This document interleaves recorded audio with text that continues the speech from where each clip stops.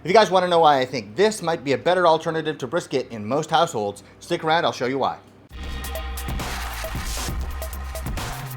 Hey guys, welcome to Mad Scientist Barbecue. I'm Jeremy Yoder. It's starting to be grilling season, starting to be smoking season, and meat prices are out of control. I don't think I have to convince anybody out there that meat prices are high, because every time you go to the grocery store, you're like, wow, that ground beef is $9 a pound, or something similar. So beef especially is extremely expensive, but I've noticed the prices of all meats have gone up a lot. So if you're thinking about cooking a brisket and you go and you see it's $6 a pound and it's going to cost you $100 to buy this brisket, you might think twice about doing it. But you could have something that's richer in flavor, is smaller, and therefore cheaper than brisket if you try cooking top blade roast. Or if you cut it into steaks, it can be flat iron. That's something, a level of versatility that you don't get with brisket. So what we're going to do today is cook this and compare it to what we would normally get with brisket. Because a brisket, say it's 15 pounds, by the time it's actually finished cooking, it's probably going to be something like 6 pounds, because you've trimmed off a lot of the meat, you've rendered out a lot of the fat, and so you don't have a ton left over. This top blade roast is 4.8 pounds, but for most families, this size cut is probably going to work out better, unless you have, 20 kids. And if you do, that is amazing. Well, you're incredible people, and you might need to cook a couple briskets. But for the average family size, this is probably going to be more appropriate. And then it has versatility. You can make tacos with it. You can eat it just like you would brisket. It's got richness of flavor that's even beyond what I think brisket has, and so you don't need to season it with a crazy rub. You can keep it simple, and the cook time is going to be shorter because it's a smaller cut of meat. So with all that being said, this is from Porter Road, so we have really high quality stuff. And the beauty of it, once we get this unwrapped, is you're going to see that we don't really have to trim. All we have to do is season and start smoking. So if you have a pellet grill, this is going to be about the easiest thing in the world to cook. I'm cooking on a Solution XL behind me, so I'm going to have to manage the fire. But apart from that, it's going to be a pretty easy cook. So let's get this out of the package, get it trimmed up if anything needs to be trimmed, get it seasoned, and let's start cooking. So the beauty of this is it's got a small fat cap, but it's thin enough that I don't have to trim anything. If I look over to the other side, look at this incredible marbling that we have on the underside, the meat side here. And when it comes to trimming, this is all I'm gonna have to trim off. This little piece that was hanging off, it's gone. So instead of 4.8 pounds, it's 4.78 pounds. And all I have to do is season it and put it on the smoker. So not a lot of work and a lot of flavor. With the seasoning today, I'm going to get really creative. I'm going to use salt and pepper, 50-50, by volume. Diamond Crystal Kosher Salt and Monterey Bay Black Pepper. If you want links to those, I'll put those in the description. But salt and pepper, why? Because the flavor of this is so good, I don't need to add other flavors to it. The reason you can tell that it's going to be an incredible flavor is because you can cook these and cook delicious steaks. You cut this into steaks, amazing. You have flat irons, delicious. Really, really rich flavor like a Denver steak. But it can also be cooked like a brisket, so you can slow smoke it. And we have this band of connective tissue in the middle. If you guys take a look right here, we have connective tissue right there at the end, and it goes through the cut that a lot of people really enjoy eating, or you can cut it out when it's done. But it's going to help keep the whole thing moist. You have a lot of that collagen being hydrolyzed to form gelatin. I've said that a million times, but really for this, it's very, very true. So salt and pepper, here we go.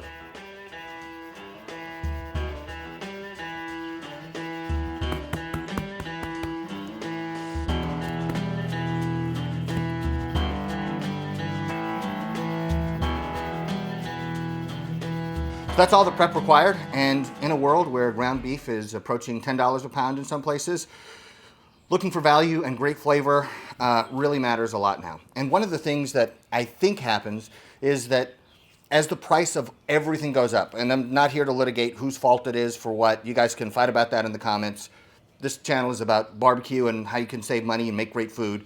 But with the prices going up, I think the cuts kind of at the bottom end are going to be more affected than the ones at the top end. Okay, the price of fuel increases, which means the price of producing grain increases, which means the price of producing beef increases, et cetera, et cetera. Ultimately, it's going to hit your bank account, because when you go to the grocery store, you're going to find out things are a lot more expensive than they were. So anyway, we can save money, and with this Porter Road cut, it's top quality, and you don't have to break the bank to have an incredible meal for your family. You don't have to buy a whole rib roast or something. So let's get this on. We're going to put it on at about 250 degrees. Maybe we'll go a little lower to 225, but we're using all white oak, and we're gonna keep it low and smoky for the first 2 hours, and then gradually we'll increase the temperature. The total cook time on this, I'm expecting to be about 6 hours. We're gonna wrap it in butcher paper and tallow, and so it's gonna be very reminiscent of how we would cook a brisket, but we're gonna have, I think, even beefier flavor. And I gotta give a big shout out to Evan Leroy and the folks at Leroy and Lewis, because this is why I first encountered this cut, because I went there and they're like, flat iron? Well, no. They went there and said, we want to try the flat iron? And I was like, flat iron? Playoffs? I was really surprised by that. And I tried it, and it blew me away. So if you guys are ever in Austin and have a chance to check out Leroy and Lewis, I highly recommend it. They did the bacon rib. It was the first time I ever tried that. They're doing a lot of really cool, creative stuff. So let's get this on.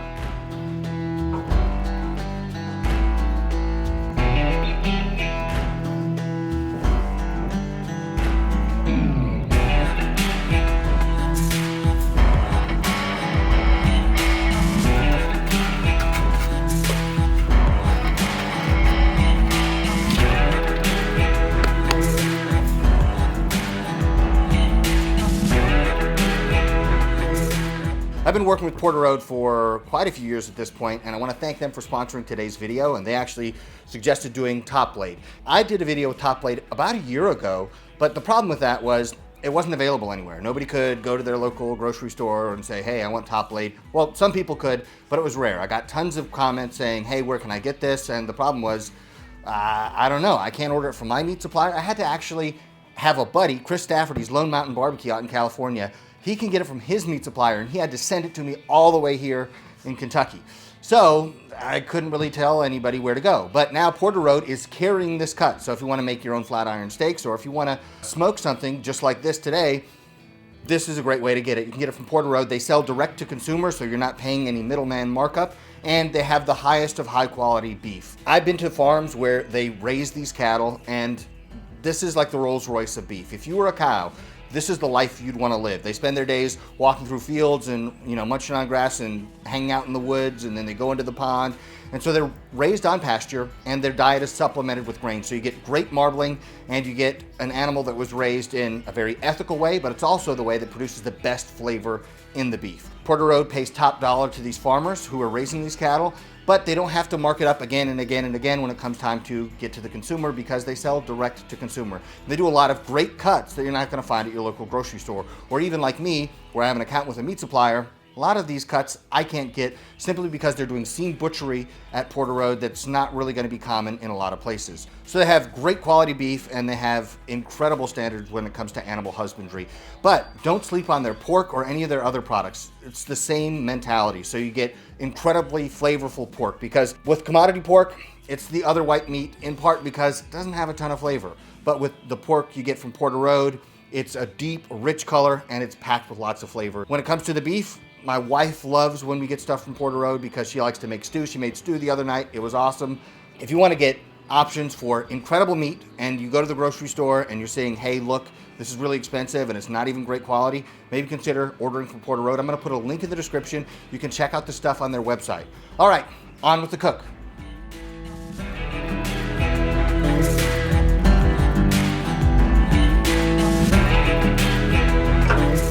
All right, it's been a little over 2 hours since we put this on, so let's take a look to see how we're doing so far. So we've got kind of a deep red color. This fat is beginning to render, which is nice. Take a look at the underside. Starting to get good color there too. So all this is looking really good. I'm curious to know what the internal temp is right now, because if this were a medium rare, we could cut this and eat it like steak, and it would be delicious, which is one of the coolest things about this cut. Let's check this temp. Let's see here. Look at that. It's almost like a sign, like I should just take it out right now. As tempted as I am to do that, because I already am hungry. Like I said, I've been on a diet, trying to lose weight. Anyway, we're gonna let this keep going because we want that really dark bark like we would get on a brisket, or if we're doing beef cheeks, or that meteorite type texture on the outside that we associate with smoked beef.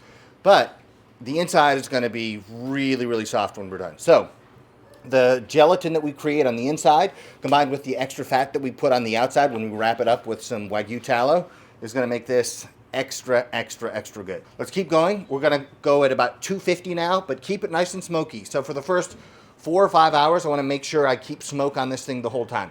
Not dirty smoke. I don't want smoldering, none of that. But I want to see smoke coming through the smoker, but I want to see small flames in the firebox at all times. So if you guys are wondering where that balance is between getting enough smoke flavor and getting off smoke flavor or bitter smoke flavor, it's whether or not you have open flames. If you have something like a Weber Smoky Mountain and you're using wood chunks, you're not burning that in open flame. So it's crucial to get the right kind of flavor that you want to limit the amount of that smoke you create, or to burn your wood in open flame so you can have as much as you want without over smoking or creating bitter or acrid flavor profiles on the food that you're cooking. So I'm gonna keep going the same way, bump the temperature from 225 to 250.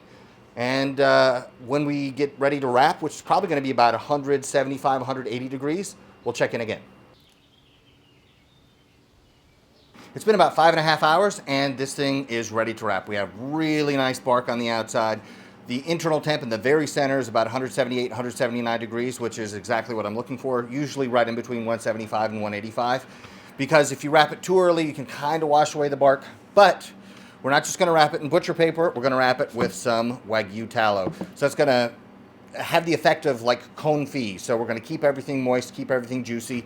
And because this is smaller than a brisket, I think I can get away with just one sheet of butcher paper. But let me grab this top blade and let's take a look at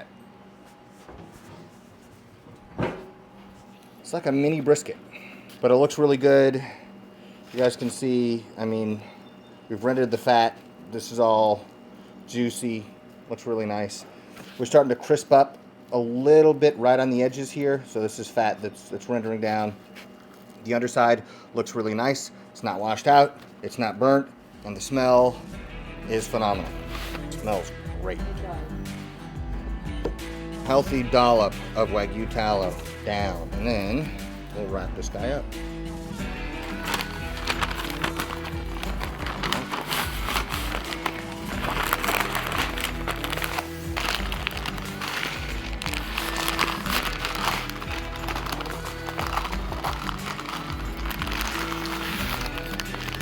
Little mini brisket going back on. All right, we're gonna cook that thing until about 200. I've seen some guidance around that says pull it off between 190 and 195. I like it just to be a little bit more tender. I think also that gelatin that we're kind of forming in the center makes it more succulent, closer to 200 degrees. But when the probe goes in and it feels really nice, probably around that 200 mark, that's when we're gonna pull it off. And then we're gonna hold it like we would hold a brisket.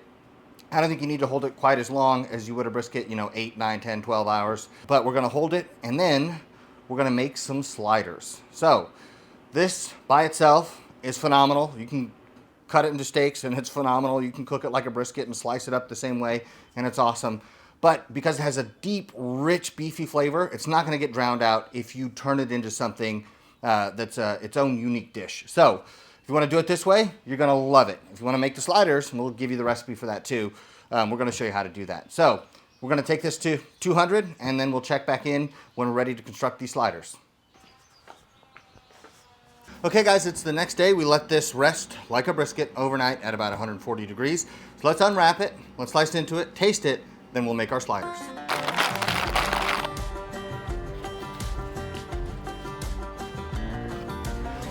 Looking good.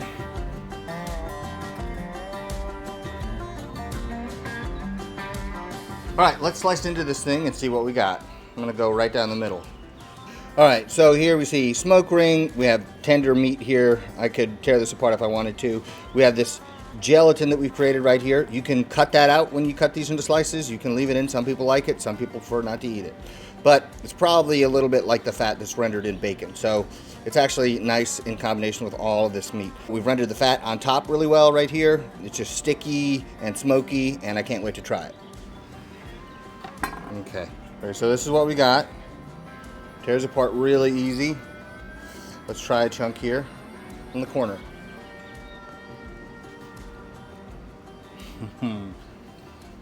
It's like brisket, but beefier. It is so good. I give that an 11 out of 10. It's one of the best things I've cooked in a while. Huge fan. Okay. Erica is demanding a bite. There you go. Oh man. I know, right? So good. Yeah.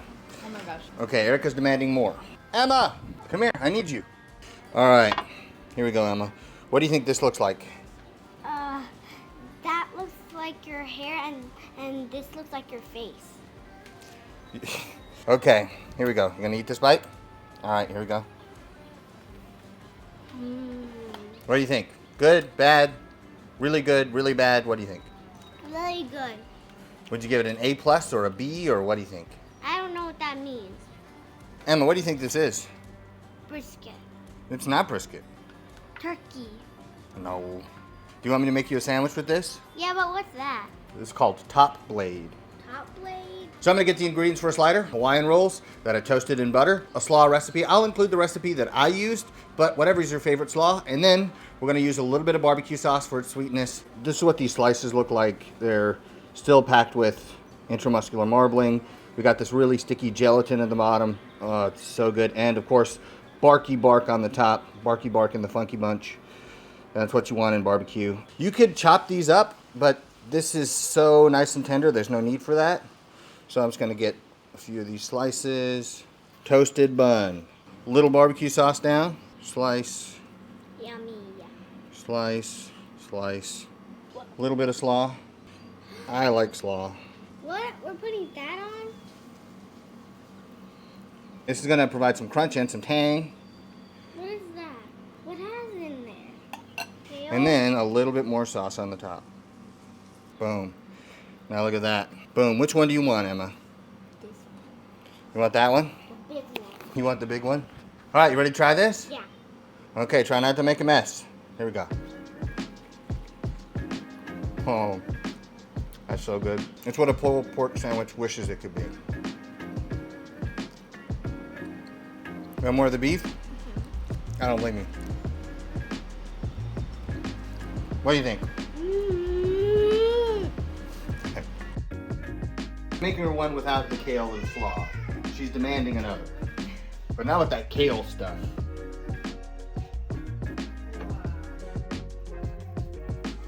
Alright, thank you guys for watching. If you enjoyed the video, hit the like button down below and don't forget to subscribe to the channel, and you can follow me on all other social media at MadScientistBBQ. I'll see you next time.